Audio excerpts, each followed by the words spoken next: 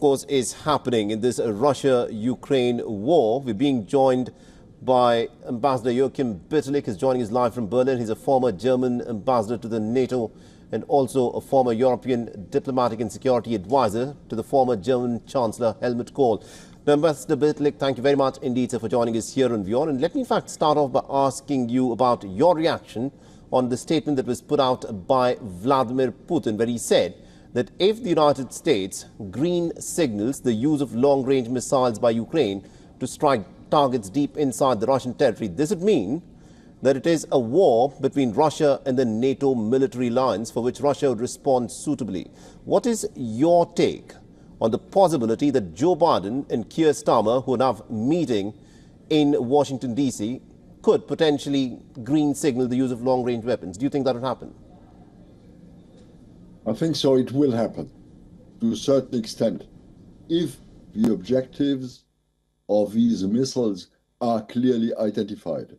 This means attack against Russian airfields, against Russian bases, commando centers from where attacks against Ukraine have been directed.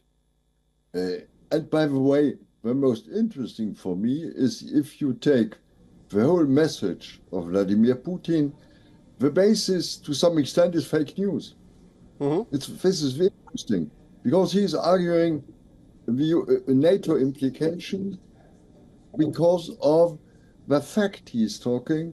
Ukraine is not able to use these weapons on their own. Correct. It is only possible on the basis, let's say, from NATO assistance and NATO people serving these arms. And I think this is, again, wrong.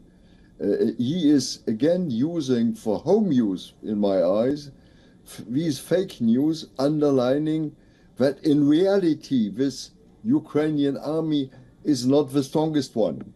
And he's putting aside the Kursk invasion, what I call, the Kursk attack of the Ukrainians, who underline, to some extent, the weakness of the Russian side. Ambassador Bitterlich, just a quick clarification. The comment that was made by Vladimir Putin was effectively this, where he said that these long-range missiles, if fired by Ukraine, will have to rely on satellites that belong to the Western nations, such as that of the United States of America, for their trajectory and their path. Ukraine on its own will not be able to fire these missiles.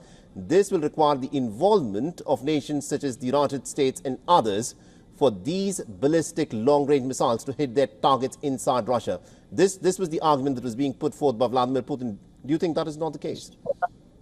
You add his phrase, at the end he's saying Ukrainian army members are not able to do this. And this is wrong. It's clearly wrong. There is, again, this is this Russian, let's say, fake basis underlining that Ukrainian is not a real state, it's not a real army, because they are depend totally on. And in this sense, he is arguing. This underlines, for me, Putin is under pressure to some extent. He's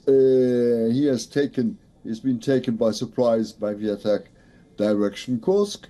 Even what are the Ukrainians doing there? Right. Let's say a new front in order to divert, in order to abuse to some extent the Russians, to bind them in. It's not for, let's say, the duration forever at all. It's to have a certain balance in hand. Right. And at the same, it's clear the Russians have been seeing in the last weeks several, let's say, attacks to certain airfields, even beyond the lines, or command centers or missile bases. They have seen it, and now what they fear is if this is more systematic, more clearer, with a certain strategy, they become even more under pressure. Ambassador Bitterlich, I also want you to weigh in on this very interesting statement that was made by a Polish member of European Parliament, G. Braun, where he asked Anthony Blinken, go home as soon as possible. If I can just read out his statement, do listen to this. Get lost, we don't want you here. We don't want Polish people to be paying with their lives for this war, effectively pointing out that this is a war where increasingly European nations such as Poland are getting sucked in, and therefore a nation such as Poland does not want to be paying a price for what is effectively an American war. Do you think, is this something that is very real, that is happening, where European nations are getting sucked into a proxy conflict by the United States? You have in the different European nations, in Poland, in Germany, and elsewhere, you have a certain minority, but it's a small minority fearing that we go nearer and nearer towards the direct implication, direct war with Russia. There is a certain minority thinking in this sense. On the other hand, the Polish government and main Polish political forces, let's say 3/4 of the society, are pushing even the Germans and others to allow this open use of arms. Poland has been pushing the Americans, the British, and even the Germans. We had for months in Germany such a debate on delivering what we call the Taurus missile to Ukraine. Chancellor Scholz is reluctant because he doesn't want to, let's say, to have a more open, let's say, targeting of Russian targets within Russia. He tries to remain what I call on the defense side. Right. I understand military. On the other side, the Ukrainians telling we need to attack the bases from where these attacks are coming. And these are, let's say, a bit farther from the border.